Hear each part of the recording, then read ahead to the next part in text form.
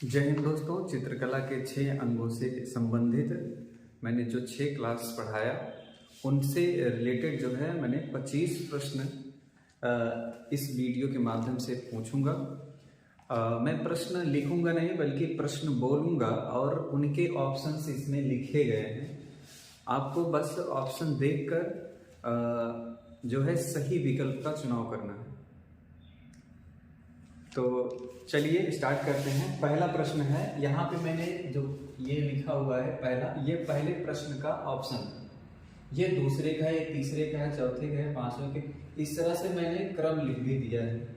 यहाँ मैं जब पहला प्रश्न बोलूंगा तो पहले प्रश्न का ऑप्शन ये है सर, ये 4 ऑप्शन। दूसरे प्रश्न का ये 4 ऑप्शन है।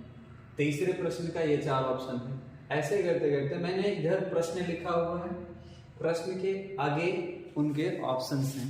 मैं प्रश्न पढ़ूंगा। पहला प्रश्न है कि काम सूत्र की टीका किसने की है। काम सूत्र की टीका यानी पहला प्रश्न है, इसके ये ऑप्शन है, भामा, भरत मुनि, वात्स्यायन या इनमें से कोई नहीं। कौन सा ऑप्शन सही है आपको चुनना है और एक कॉपी में आप इसको बल्कि लिख लीजिएगा कि आपने पहले प्रश्न का उत्तर कौन सा दिया है। ठीक है, ये दूसरा प्रश्न है और दूसरे प्रश्न में पूछा गया है, प्रमा को प्रमाण के अतिरिक्त क्या कहते हैं। प्रमा को प्रमाण के अतिरिक्त और क्या कहते हैं, तो ये दूसरा प्रश्न है। प्रेम का सिद्धांत कहते हैं या समय का विज्ञान कहते हैं या संबद्धता का सिद्धांत कहते हैं प्रमाण को, या फिर रूप का सिद्धांत कहते हैं। ये 4 ऑप्शन में से कौन सा ऑप्शन सही है ये आपको जो है अपनी कॉपी पे लिखना है। प्रश्न नंबर तीसरे का प्रश्न है, सादृश्य को और किन किन नामों से जाना जाता है। जो सादृश्य है चित्रकला के 6 अंगों में सादृश्यम, तो सादृश्य को और किन किन नामों से जाना जाता है। ऑप्शन है, एक जैसा, एक समान, जैसा दिखता हो या उपरोक्त सभी।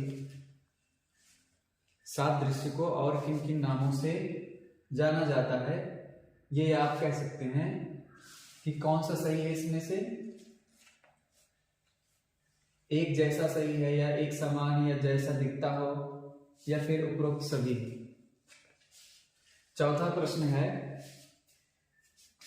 प्रमाण में एक इकाई या एक ताल कितने का होता है। प्रमाण में एक इकाई या एक ताल कितने के बराबर होता है। तो चौथा प्रश्न है,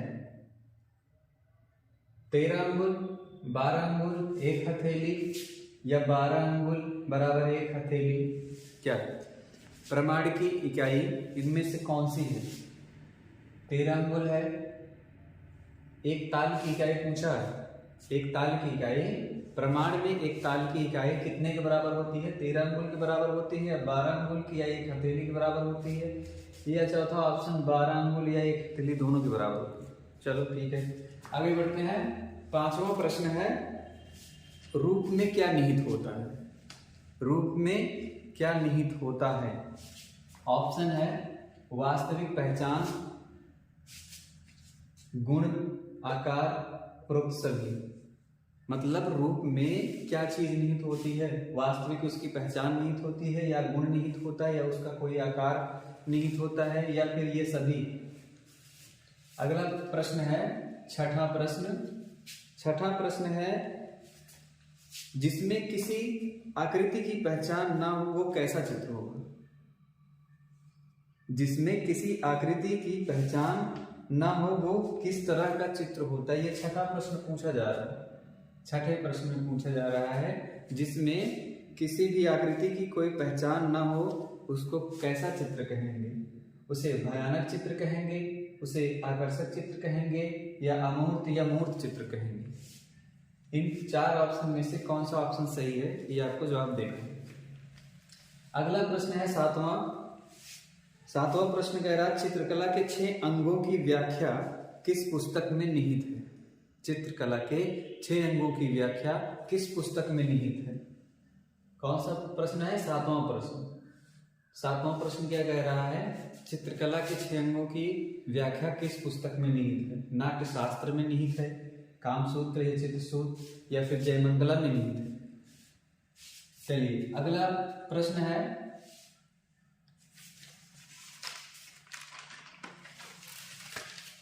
जयमंगला में समानता के लिए कौन सा शब्द प्रयुक्त किया गया है? जयमंगला में समानता के लिए कौन सा शब्द प्रयुक्त किया गया है? 8वां प्रश्न है, जयमंगला में समानता के लिए कौन सा शब्द प्रयुक्त किया गया है? प्रमाणानि, भाव, लावण्योजनम, सादृश्यम। अगला प्रश्न है 9वां, एक या एक से अधिक रंगों का आपसी मिश्रण क्या कहलाता है? एक या एक से अधिक रंगों का आपसी मिश्रण क्या कहलाता है? ये 9वां प्रश्न है। मतलब विभिन्न प्रकार के रंगों को जब आपस में मिलाया जाता है उसको क्या कहा जाता है? विभिन्न रंगों का आपसी मिश्रण एक्रोमेटिक कहलाता है, या मोनोक्रोम, या पॉलीक्रोम, वर्णभंग जिसको बोलते हैं, या इनमें से कोई नहीं। आपको इसमें थोड़ी सी दिक्कत होगी इसलिए मैं बता दे रहा हूँ। एक्रोमेटिक में होता क्या है, काला और सफेद रंगों से चित्र बनाया जाता है। मोनोक्रोम में केवल एक ही रंग के टोन से जो है चित्र बनाया जाता है। पॉलीक्रोम में बहुत सारे रंगों का प्रयोग किया जाता है। ये 3 तरह की पद्धतियां हैं किसी भी चित्र में रंग भरने की। 10वां प्रश्न है, रूप कितने प्रकार का होता है? 10वां प्रश्न क्या है कि रूप कितने प्रकार का होता है?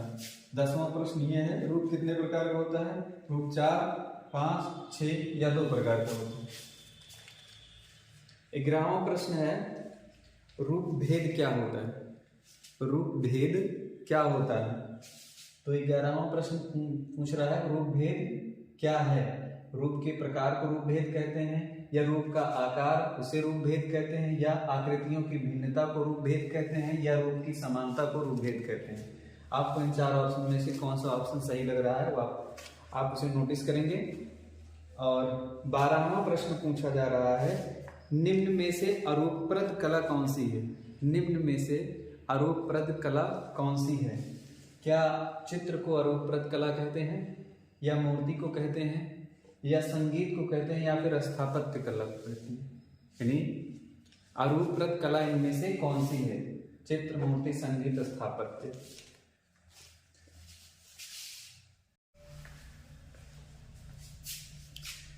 तो 13वां प्रश्न है, किस रस में प्रेम का भाव उत्पन्न होता है? वह कौन सा रस है जिसमें प्रेम का भाव उत्पन्न होता है? 13वां प्रश्न है, किस रस में प्रेम का भाव उत्पन्न होता है?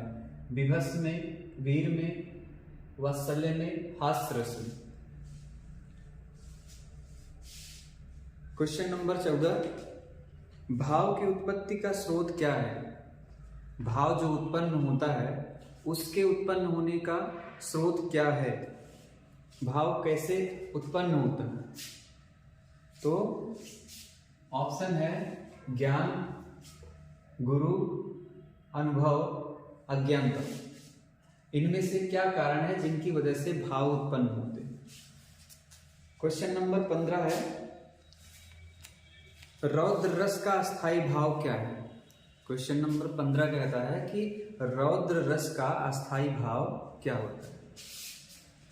15वां, रौद्र रस का अस्थायी भाव भय होता है, क्रोध होता है, निडर होता है, निर्वेद होता है। इनमें से कौन सा ऑप्शन सही है कि रौद्र रस का अस्थायी भाव क्या होता है? 16 नंबर का प्रश्न है कि श्रृंगार रस का प्रतीकात्मक रंग क्या है? जो श्रृंगार रस है उसका एक प्रतीकात्मक रंग होता है, वो कौन सा होता है? क्या वो सफेद रंग होता है श्रृंगार रस का प्रतीकात्मक रंग? क्या काला होता है, क्या पीला होता है, क्या श्याम होता है? इन चारों में से एक ऑप्शन सही है। इसके बाद क्वेश्चन नंबर 17 देखिए, किस पुस्तक में रसों की संख्या 8 दी गई है? कौन सी पुस्तक है जिसमें रसों की संख्या 8 बतलाई गई है? क्या वो नाट्य शास्त्र में 8 रस की व्याख्या हुई है? क्या कामसूत्र में 8 रसों के बारे में बताया गया है? क्या चित्र सूत्र या चित्र लक्षण? इनमें से कौन सा ऑप्शन सही है? क्वेश्चन नंबर 18 कहता है कि 9वां रस शांत रस का उल्लेख किसने किया था? पहले तो 8 थे, तो 8 में से जो 9वां रस शामिल किया गया था वो था शांत रस, और उस शांत रस को किसने जो है उल्लेख किया था, किसने उसके बारे में बताया था। तो प्रश्न इसी के बारे में है कि 9वां रस शांत रस का उल्लेख किसने किया है। क्या भरतमुनि ने किया है, आचार्य मंबट ने किया है, वात्स्यायन या नारायण दास ने किया है। इसके बाद 19वां प्रश्न है रूप भेद को किस तत्व द्वारा दिखाया जा सकता है। मतलब अगर आपको रूप भेद दिखाना है तो आप कौन से तत्व को शामिल करेंगे या कौन से तत्व का उपयोग करेंगे जिससे जो है रूप में भिन्नता आ जाए या रूप भेद दिखे। तो रूप भेद को किस तत्व द्वारा दिखाया जा सकता है, रंग के द्वारा, आकार के द्वारा, रेखा के द्वारा या उपरोक्त सभी। हम कैसे जो है रूप में भेद दिखा सकते हैं। ये 4 ऑप्शन है, चारों ऑप्शन में से एक ऑप्शन सही है। फिर 20 नंबर वाला प्रश्न देखिए, मूर्त कला को अंग्रेजी भाषा में क्या कहा जाता है।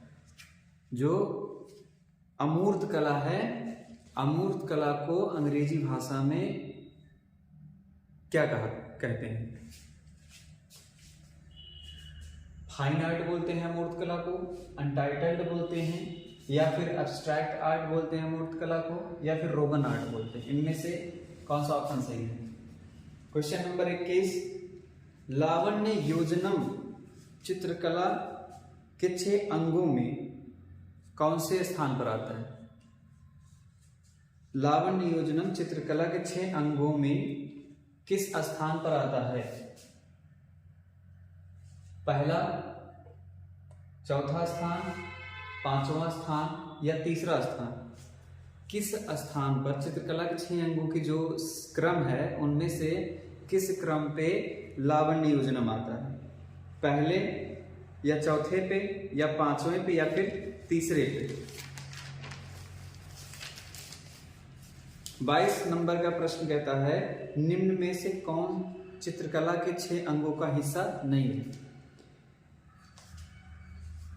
रूप भेद, एक रूप भेद है, एक वर्णिका भंग है, प्रमाण है, रेखा है। इन चारों में से ऐसा कौन सा ऑप्शन है जो कि चित्रकला के 6 अंगों में से उसका हिस्सा ही नहीं है। वो चित्रकला के 6 अंगों का हिस्सा नहीं है। इनमें से कौन सा ऑप्शन है जो चित्रकला के 6 अंगों का हिस्सा नहीं है। इसके बाद 23 नंबर का प्रश्न देखते हैं, पंडित यशोधर ने कला पर कौन सी पुस्तक लिखी है। पंडित यशोधर ने कला पर कौन सी पुस्तक लिखी है।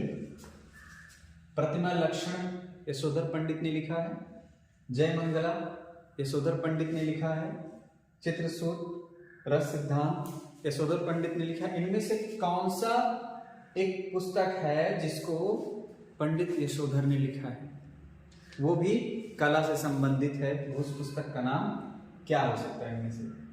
24 नंबर का प्रश्न कहता है चित्रकला के 6 अंगों में किस अंग से चित्र आकर्षक दिखता है। फिर से प्रश्न सुन लीजिए कि चित्रकला के 6 अंगों में किस अंग से चित्र आकर्षक दिखता है। पहले अंग के प्रयोग से चित्र आकर्षक दिखेगा, या तीसरे अंग से चित्र आकर्षक दिखेगा, या 5वें से या 6ठे से। सबसे पहले तो पहले स्थान पे क्या आता है ये तो जान लो, तीसरे पे क्या आता है, 5वें पे क्या आता है, 6ठे पे क्या आता है, तभी आप इनका आंसर दे पाएंगे। और लास्ट में 25 नंबर पे जो प्रश्न है वो है निम्न में से कौन सी माप भिन्न है। माप का मतलब मैंने यहाँ पे ताल से दिया है, प्रमाण से दिया है, या प्रमाण की इकाई से दिया हुआ है। निम्न में से कौन सी माप भिन्न है। ये 4 माप हैं, 4 ऑप्शन पे अलग अलग ऑप्शन पे अलग अलग माप हैं। इनमें से आपको ये बताना है इनमें से कौन सी माप सबसे अलग है या भिन्न है, या वो माप ही नहीं है। ठीक है, ये कुल 25 प्रश्न थे। ये सिर्फ आप अपने इस वीडियो को रोक के उन प्रश्नों के उत्तर जो लिखे गए हैं ऑप्शंस में उनमें से चुन के आपको जो सही उत्तर जो है उसको लिखना है, और कमेंट बॉक्स में आप उसके क्रम से कि जैसे कि नंबर 1 या 13 नंबर के प्रश्न का उत्तर कौन सा सही है, उसके सामने उसका उत्तर जो है आपको लिखना है और कमेंट बॉक्स में सेंड करना है। तब तक के लिए धन्यवाद।